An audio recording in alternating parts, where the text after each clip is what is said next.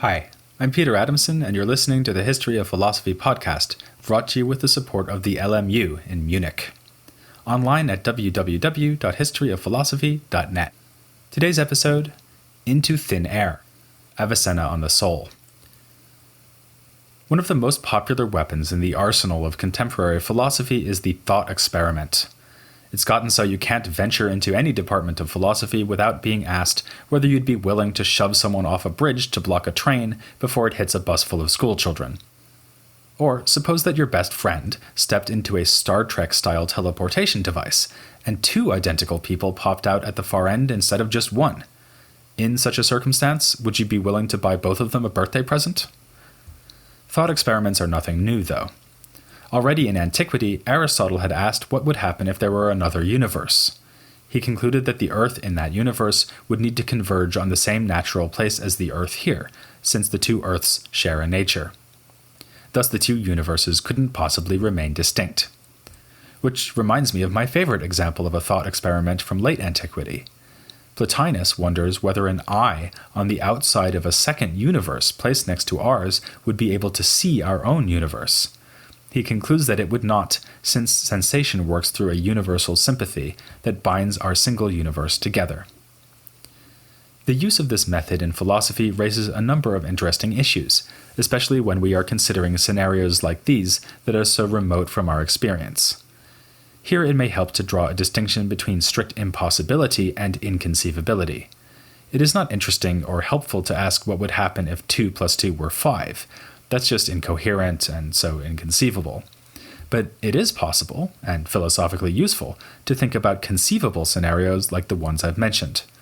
Such scenarios are almost certainly never going to come about, no matter how long we hang around on railway bridges. Yet they elicit our intuitions about various philosophical issues, from ethics to morality to cosmology. And intuitions are crucial in philosophical reflection, often providing its starting points or objections to what seemed to be a promising theory. So it makes sense that in the Islamic world, the champion of thought experimentation was the champion of philosophy itself, Avicenna.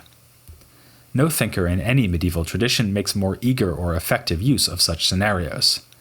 This probably relates to the ideas about philosophical inquiry I touched on in the episode about his life and works. As we saw there, he believed that intellectual progress is made by finding the linking or middle terms of syllogistic arguments. A thought experiment is not in itself a syllogism, but it can prompt you to reflect more effectively and help trigger an intuitive insight of that elusive middle term. More modestly, the experiment might just guide you towards the right conclusions, for which you could then seek a good demonstrative proof. So Avicenna was a devoted user of thought experiments and other ways of prompting himself and his readers to reach new insights. You'll remember that he wrote a work called Pointers and Reminders. It asks the reader to do most of the work by just hinting and alluding to the arguments that constitute Avicenna's philosophy without actually laying out those arguments. His most famous thought experiment is explicitly labeled as such a pointer or reminder, a Tanbih. It appears in several of his works, and is clear that he was very pleased with it. Here's how it goes. Avicenna asks us to imagine someone being created out of thin air, and indeed into thin air, all at once and as a perfectly functioning adult. In one version, he actually tells you to imagine yourself suddenly being created this way, but I'll stick with the third-person version. So, this man is suspended or flying or falling in midair. His vision is somehow veiled, and there is no noise. Also, he isn't touching anything, not even the ground, and his limbs are splayed out so that he is not even in contact with his own body. Thus, he is in a state of total sensory deprivation. Furthermore, he has only just been created, so he has no memory of ever using any of his senses. So, now the big question. Will this person be aware of anything at all? He won't know that his own body exists, whether his limbs or his internal organs. And yet, Avicenna insists, he will nonetheless be self-aware. He will have a knowledge, Avicenna says, of his own essence, or self. So what does that prove, other than that Avicenna's late-night wine-drinking sessions bore some serious fruit? The flying man thought experiment is sometimes compared to Descartes' cogito argument, I think, therefore I am, because it appeals to the inevitability of grasping one's own existence. But Avicenna is not trying to defeat radical skepticism, which was the purpose of the cogito. His argument is a different kettle of fish. In fact, he's out to fry more than just one fish. Most obviously, the flying man draws our attention to the phenomenon of self-awareness. Avicenna was fascinated by the fact that we are all always able to become aware of our own existence. The difference between us and the flying man is that our souls are full of the deliverances of sensation, of memories and thoughts. This might fool us into supposing that when we are self-aware, we are aware only that we are having some sensory experience, some memory, some thought. But Avicenna insists that self-awareness is more fundamental than any such mental activity. Indeed, all other mental activity presupposes self-awareness, since whatever I think or experience, I must always be recognizing it as my thought or experience. Of course, we are not always actively aware of this self-awareness, as if we spent all day constantly narrating our own lives to ourselves, like, here I am drinking a coffee, and now here I am drinking another coffee, and now here I am wondering whether I should stop drinking so much coffee. Rather, our primitive self-awareness is a kind of background foundation for all our mental life. Avicenna claims that it goes on even while we are asleep. To become actively conscious of it, we need to focus on it deliberately, and the flying man thought experiment is one way Avicenna helps us to do that. But this isn't all he wants to get out of the argument. He also points out that with the flying man, we have a situation where someone is aware that he exists, but is not aware that his body exists. This, Avicenna claims, shows that he is not his body. In other words, that his self, or essence, is an incorporeal soul. He's invoking a general rule here, which goes like this. If I'm aware of thing 1 and not aware of thing 2, then thing 1 and thing 2 are not identical. This principle sounds plausible and is confirmed by study of that philosophical classic, The Cat in the Hat, where thing 1 and thing 2 are indeed distinct. But is the principle really right? Consider an analogy. Avicenna could have known that he was drinking a glass of water instead of wine for a change, but given that modern chemistry hadn't yet been invented, he could not know that he was drinking H2O. He was aware of the water, but entirely unaware of the existence of hydrogen and oxygen atoms, or the molecules they make up. But that obviously doesn't prove that water is not the same thing as H2O. Likewise, perhaps the flying man is aware of a bodily self without realizing that that self is a body.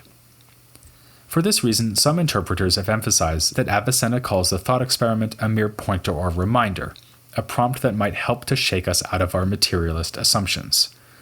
And in fact, if Avicenna really wants to prove that the soul is immaterial, he has other ways of doing it. His favorite argument for this is not the flying man thought experiment, but one that cleverly uses Aristotle's theory of knowledge for metaphysical ends. We've seen numerous times that in the Aristotelian tradition, knowledge in the strict and proper sense should be directed at universals. So, if I know about giraffes, I am grasping the universal giraffe rather than a given individual giraffe such as Hiawatha. But what makes Hiawatha an individual giraffe, distinct from all the other giraffes? The traditional answer, which Avicenna accepts, is matter. Because Hiawatha consists of one batch of matter arranged as a giraffe, while her cousin Harold consists of another batch of matter, Hiawatha is distinct from Harold. That suggests that if our minds take on a universal rather than particular form, then our minds must be immaterial. Here, we might again be tempted to see a bit of Descartes in Avicenna. Though I'm sure Avicenna would have enjoyed being French, what with all the wine, I think we should again fight off the temptation to see him as a Descartes avant les lettres. At least the cliché version of the Cartesian soul, a substance radically separate from the body, which can interact with it in only a rather mysterious way, is not what Avicenna has in mind. Rather, Avicenna considers only the intellectual part of the soul, what he calls the rational soul, to be separate from body in its activity. In fact, just like giraffes, the human soul needs matter in order to be the specific soul that it is. What makes your soul different from mine is that they are two separate forms, given by the active intellect to two different bunches of matter. Whenever a bunch of matter is prepared in the right way, an appropriate form will emanate into it, just as in Al-Farabi's cosmological theory. Before this emanation into some particular matter, the soul doesn't exist. So seriously does Avicenna take this point that he uses it to show the impossibility of reincarnation. If a pre-existing soul turned up to inhabit a new body, then that body would wind up with two souls, the old one that is being reincarnated and the new one that has just been given by the active intellect. This causes Avicenna some problems at the other, more tragic end of the life cycle. Since the only aspect of the soul that operates without bodily organs is the intellect, or rational soul, it is only this rational soul that will survive the death of the body. But once there is no matter to be connected to, how will my immaterial soul be distinguished from yours, or from any other soul? Perhaps the difference is that each soul has a unique range of universal thoughts. You have spent your life studying frogs while I busied myself with giraffes, and this is what will differentiate us after death. Here, it's worth noting that in an indirect way, the soul actually needs the body in order to continue its activities after death. After all, how could you know about frogs or I about giraffes if neither of us had ever been in a body? With the exception of a few basic first principles and concepts, Avicenna thinks that everything we know is derived from sense experience. The Neoplatonists had portrayed the body as a hindrance to wisdom and knowledge. Unlike them, Avicenna thinks that we absolutely need the body if we are to activate our intellects and live the life of the mind, whether during our embodied existence or thereafter. Avicenna innovates further when he explores our other psychological abilities. It's obvious that our mental lives do not consist solely of sense experience and intellection. There is also the faculty of memory, for instance, as when you think back to the blessed day when you first came across this podcast.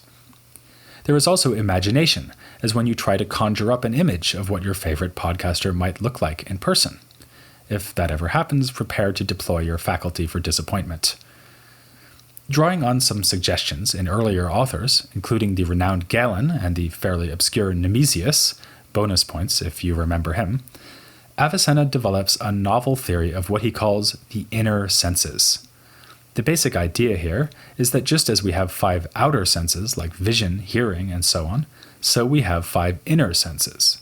These include memory and imagination, for instance. But Avicenna's most significant proposal here is the inner sense he calls wahm.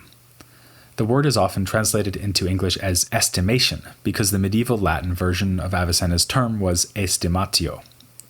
But this faculty has nothing to do with estimating in the sense, for instance, of guessing how much something might weigh.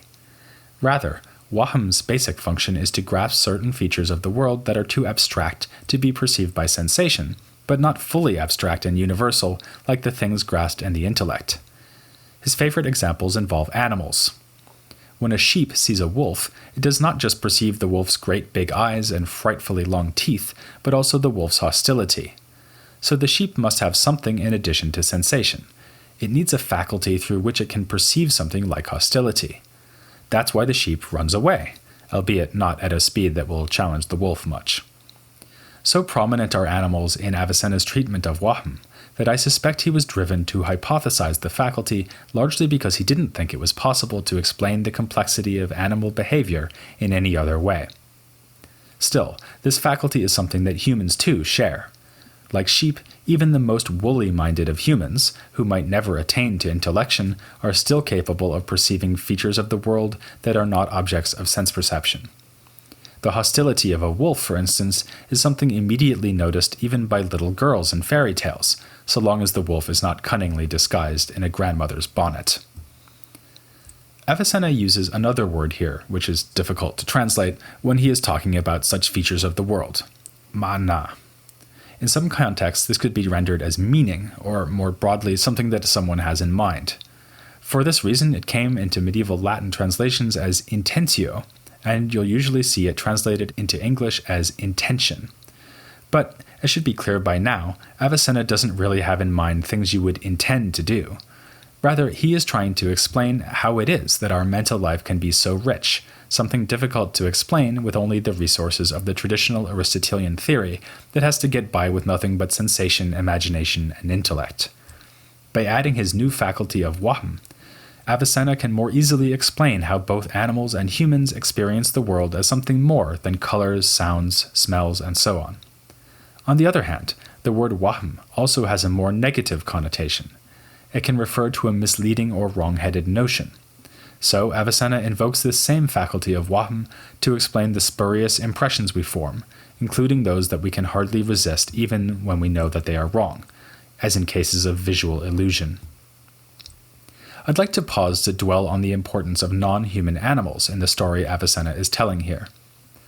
I just suggested that were it not for the relatively sophisticated behavior of sheep and other animals, Avicenna might not have felt the need to posit the faculty of wahm. But once he did, he inferred that it should belong to humans too, and found other functions for it to carry out. Though it may not be obvious, we're seeing here how the history of medicine has an impact on philosophy. Galen, as you might remember, had proved that the soul's ruling faculty is seated in the brain. He proved that by doing dissections of animals, not people. The implications for human psychology were obvious, without Galen needing to cut open human beings. Avicenna's writing on medicine is deeply influenced by Galen, and it's no coincidence that his theory of the internal senses makes an appearance in that context too. Inspired by Galen, he assigns his 5 inner senses to different parts of the brain. One of many subplots in the history of philosophy and science is the long-running debate about how much we have in common with animals.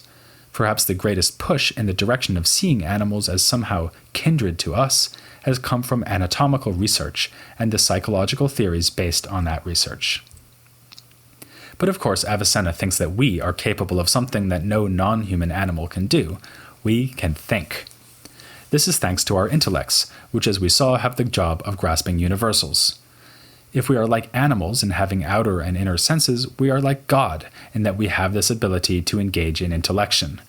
Also, because we are able to grasp ourselves using our intellects, just like God grasps himself. In a point closely related to the conclusions of the flying man argument, Avicenna points out that whenever we know something, we can also know that we know that thing. All knowledge, in other words, is at least potentially accompanied by self-knowledge. God's case is not so different. He is better than us mostly in that his self-knowledge is of a better object, namely himself, and that it never ceases. But his knowledge does have an intellectual nature, which is why, as we saw in the last episode, Avicenna thinks that God can only know particular things through a grasp of universal truths. Given that we are not God, and don't have an internal and perfect grasp of everything we can possibly know, how is it that we go from not knowing things to knowing them? This is one of the most hotly debated areas in research on Avicenna because he seems to give 2 answers. The first is an answer we might call empiricist. He thinks that after encountering sensible things, we are able to arrive at universal knowledge through a process of abstraction. This process was a matter of great interest to Avicenna, who discussed in detail how we can use induction to generalize from our experiences to understand universal truths about the world. For instance, after seeing a number of giraffes, we might be able to make the universal judgment that all giraffes are tall. And that seems like a pretty good answer to the question of how we acquire knowledge. Why then does Avicenna also give a second answer, which is apt to strike us as considerably less good? Namely that we receive forms as an emanation from the separate agent intellect, the lowest of the intellects of the celestial spheres. Usually philosophers have a hard time explaining how knowledge comes about. Avicenna, though, is so good at this philosophy business that he's come up with 2 explanations. How could both be true, though? If we abstract universal forms from sense experience, why do we need the agent intellect? And if we have an emanation from the agent intellect, why do we need to go through the laborious process of abstracting from sense experience? Probably the answer is that the 2 accounts are aimed at explaining different things.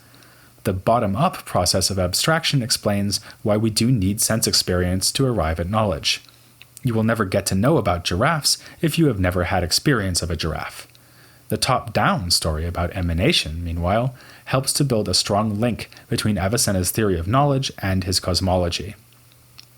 Remember, as in Al-Farabi, Avicenna's agent intellect is the so-called giver of forms, the source of forms that are emanated into matter, for instance when plants, animals, and humans are generated. If the agent intellect is the origin of forms in such material things, and also an origin of the forms in our souls, that would guarantee that the forms in our mind are a perfect match for the forms in things in the outside world. Another advantage of the agent intellect is that the forms we come to understand will have somewhere to reside when we are not thinking about them. Suppose I come to understand all about giraffes, then take a break to think about sheep for a few months, but then I revisit my knowledge about giraffes. Where has the universal form of giraffe actually been existing this whole time? Not in my soul, since I was thinking about something else, and not out in the physical world, since there is no universal form of giraffe out there, only particular giraffes like Hiawatha. The agent intellect is a kind of permanent home or storehouse for these forms, guaranteeing that they are always available, ready to be downloaded, if you will, by those who have managed to get access to them. Here, Avicenna is adopting and transforming the theory of knowledge we found in Al-Farabi. It's yet another example of how he innovates within the framework provided by the Aristotelian tradition. Which provides me with an excellent transition to the next episode, in which we'll be hearing from the author of the classic study Avicenna and the Aristotelian tradition. So, come to your inner senses and remember to join me for an interview with Dimitri Gutas, which will be ready to be downloaded next week, here on The History of Philosophy, without any gaps.